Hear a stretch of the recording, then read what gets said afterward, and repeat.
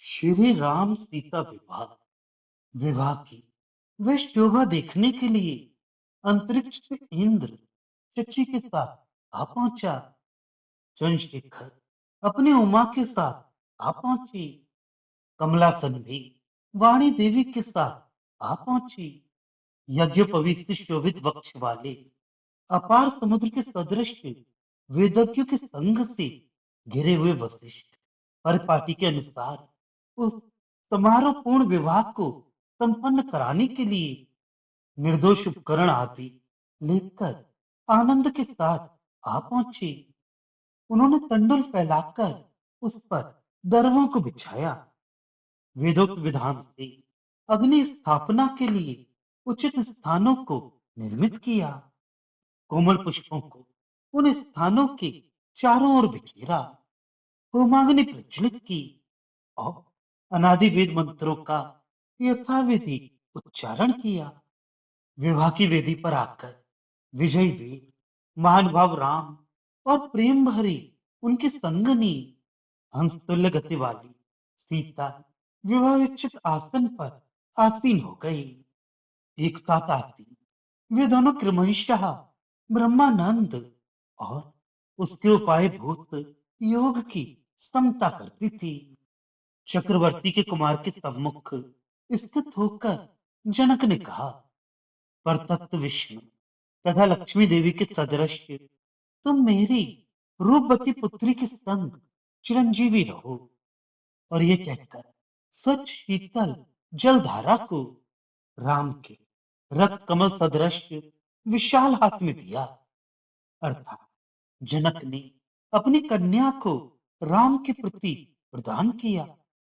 ब्राह्मणों के आशीर्वाद घोष आभरणों के सदृश सौंदर्य को बढ़ाने वाली नारी मणियों के अभिनंदन गानों के घोष पुष्पालंकृत शिखा वाले राजाओं तथा वंदनीय देवों के आशीर्वाद घोष इनके समान ही उनतम शक्ति बाद में भी निनादित हो उठे।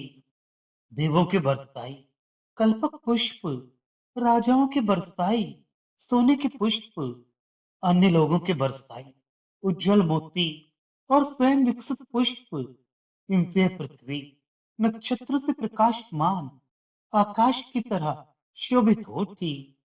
वीर रामचंद्र ने उस समय सभी पवित्र मंत्रों का उच्चारण करके प्रज्वलित अग्नि में घृत की आहुतियां दी और सुंदरी जानकी के पल्लव कोमल पाणी का अपने विशाल शुभ हस्त से ग्रहण किया। उचित होम करने वाली विशाल भुजाओं से शोभायमान राम के संग जब सीता प्रज्वलित अग्नि की परिक्रमा महावरी करने लगी, सहज मुग्धता से युक्त वह देवी ऐसी लगी जैसे परिवर्तनशील जन्म चक्र में कहीं देह आत्मा का अनुसरण करती जा रही हो। आत्मा शरीर की खोज में जाती है, किंतु शरीर आत्मा का अनुगमन नहीं करता। सुंदर तीन धागों के कंगन से युक्त उन दोनों ने होमाग्नि की प्रदक्षिणा करके नमस्कार किया।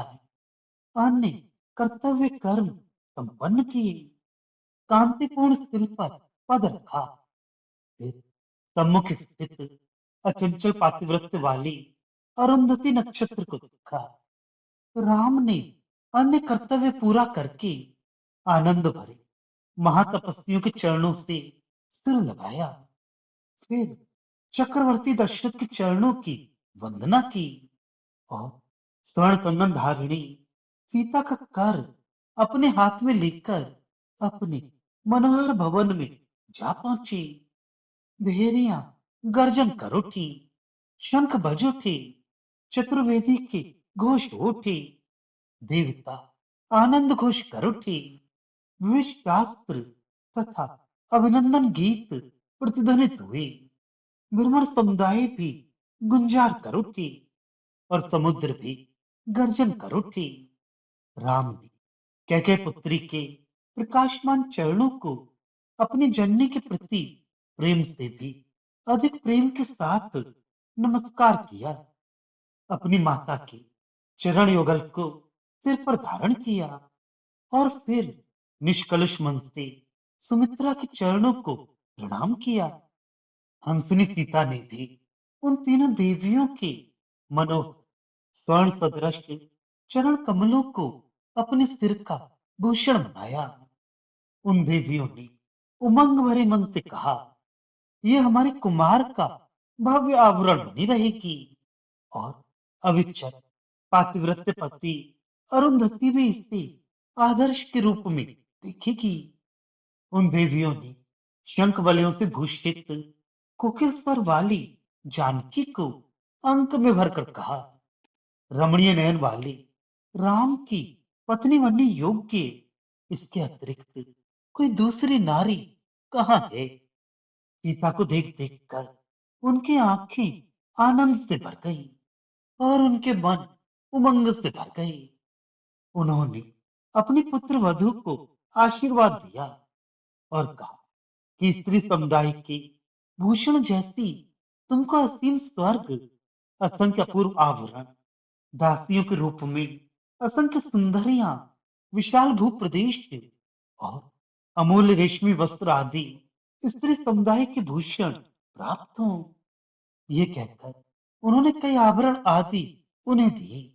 पवन से तरंगायित समुद्र जैसे नीलवर्ण वाले करुणा समुद्र राम, शास्त्र समुद्र स्वरूप मुनियों का आदेश पाकर आनंद समुद्र बने हुए मन वाली सीता के साथ अपने पुरातन पर्यंक क्षीर समुद्र जैसे पर्यंक पर जा पहुंचे।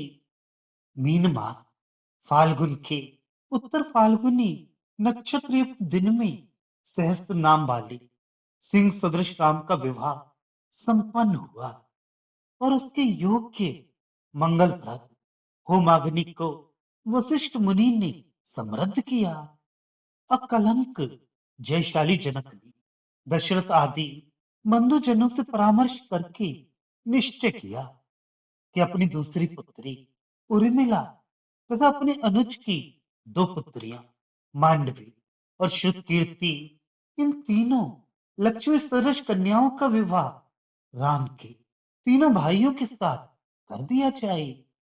पुष्पमालाधारी जनक और घृत तिक्त शूलधारी कुशध्वज नामक उनके अनुज दोनों की तीन पुत्रियों के साथ, जो सभी योग्य गुणों से शोभित थी, काजल लगी आंखों वाली थी और सुंदरियों के सदृश रमणीय थी और प्राप्तव्य थी, तीनों लक्ष्मण, भरत और शत्रुघ्न ने विवाह कर लिया। उन सब भाइयों का विवाह संपन्न होने के पश्चात चक्रवर्ती दशरथ अनेक वर्षों से अर्जित अपनी यश मात्र को छोड़कर उसके अतिरिक्त सब प्रकार की संपत्ति का दान कर दिया और जिसने जो और जितना भी मांगा उसको वह सब दे दिया। उस प्रकार दान करके चक्रवर्ती दशरथ विलक्षण तथा असीम आनंद को प्राप्त हुई। वेद शास्त्रों के मर्मज्ञ तथा महातपस्वी मुनियों के साथ उस मिथिला नगर में विश्राम करते रहे। इस प्रकार कुछ दिन व्यतीत हुए। उसके पश्चात क्या घटित हुआ वह हम आगे कहेंगे।